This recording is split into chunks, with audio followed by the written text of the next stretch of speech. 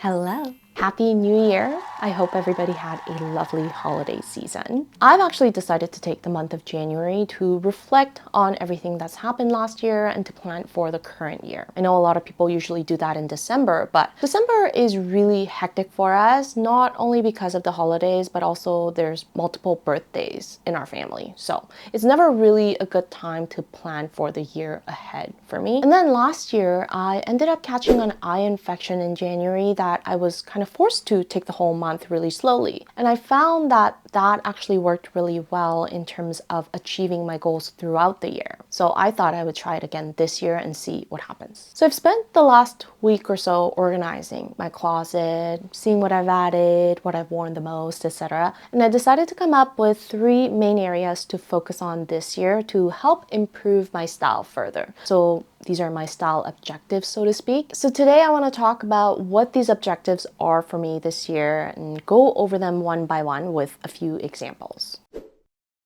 So my first style objective for this year is to focus on replacing or improving existing items in my closet. And I know when I say replacing, it kind of sounds really obvious, and our logical brain goes straight to thinking that replacement is for the sake of better quality. But this year, I actually want to focus on broadening the meaning of improvements. So not only focusing on improving the quality of individual pieces, but also on fine-tuning smaller details like fit, style, colors, etc. For example, I've got this brown maxi coat, which I mentioned in my previous video is actually my brother's old coat that he decided to leave behind. And the material on this coat is already of a pretty good quality. The length is really long on me, but I think that's actually the detail that I like the most about this coat. And I also don't mind the baggy and oversized fit. The sleeves are obviously too long for me as well, but they can easily be rolled up. So there's so many details that I like about this coat, but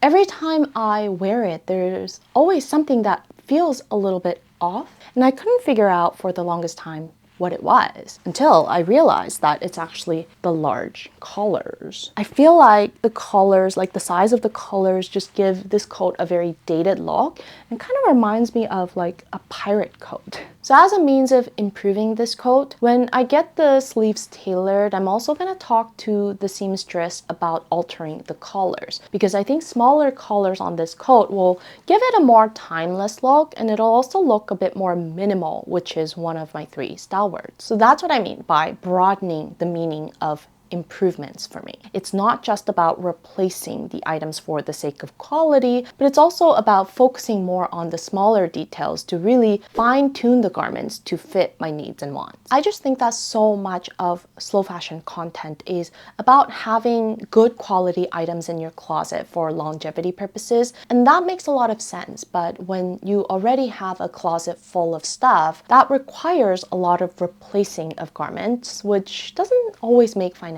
or environmental sense. And that's not to say that I'm not thinking about replacing any of the items in my closet, but I'm just saying that it's not going to be solely based on quality. Another really good example I have is this sheer long sleeve top. The reason why I like this top is for the sheerness of the fabric, because it softens the color black. And that's a really good side tip. If you have low contrast and a solid black is just too harsh or heavy on you, you could try a lighter, more sheer fabric, and that'll soften and reduce the harshness of black. And I think for these types of garments, the quality doesn't really matter as much because the fabric is so thin. Like, I'm not gonna pay hundreds of dollars just to get something like this made out of natural fiber, because I'm really not gonna feel the difference in terms of quality. This is just a stylistic preference. So it's not really the quality that I want to improve with this item, it's actually the neckline, because the mock neck closes up and shortens my neck, and in contrast, that broadens my shoulders. And the material is obviously not worth going through alterations, so I'm considering replacing this item instead, but I'm going to be focusing on finding the right neckline, and quality is going to be a secondary criteria.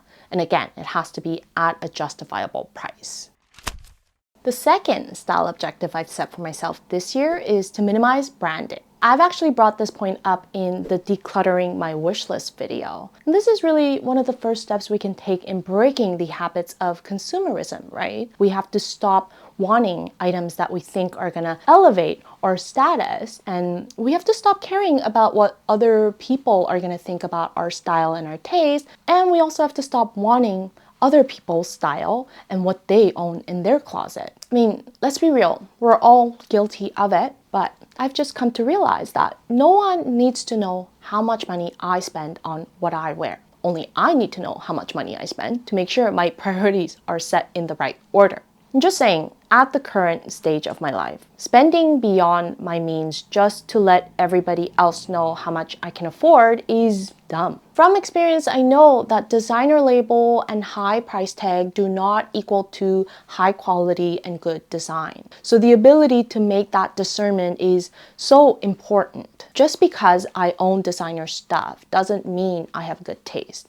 And if you want to hear more of my perspective around the difference between taste versus style, you can refer to the video I'll link up here. And I'm obviously setting this as a style objective because I'm still practicing it, but I just have to remember, no labels solely for status symbol. I actually think it looks way cooler these days to see very rich people dressed in humble clothes. Kind of like how Steve Jobs just had that one uniform of a black turtleneck, a pair of jeans, and a pair of New Balance. I obviously want a bit more variety than that in my wardrobe, but you get the point. It also doesn't mean that I'm gonna throw away everything that I already own or anything like that, but I'm the only person that needs to be convinced when it comes to the price tag.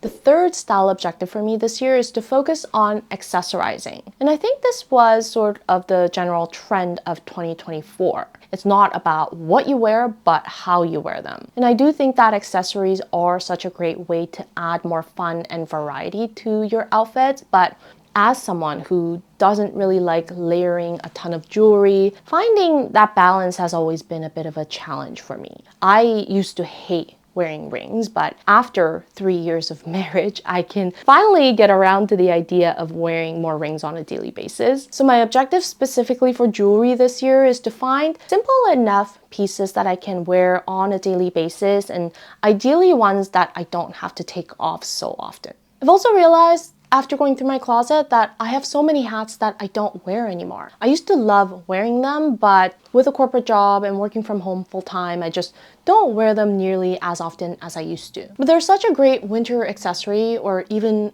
a great all year round accessory depending on the design of the hat. So I want to get back into the habit of wearing more hats, not only for when I'm going outside, but for stylistic purposes. And then with shoes, I realized I have a few pairs that I don't really wear all that often, so I'm gonna try to swap those out to styles that I would reach for more. My shoe closet is already quite full, and I have a one in, one out system with my shoes where if I want to bring in a new pair, then I have to get rid of something. And right now, the ones I don't wear often enough are my Bornsteins and my cowboy boots. The Bornsteins, granted, were a gift, so it's not really in a color that I would have chosen. They're also not very comfortable, and I find the style to be a little too Pacific Northwest for my taste. I mean, they're great for dog walking on rainy days, but they just never really make me feel stylish when I wear them, which is why I just never reach for them. And then the cowboy boots. I generally like mid-calf style boots, but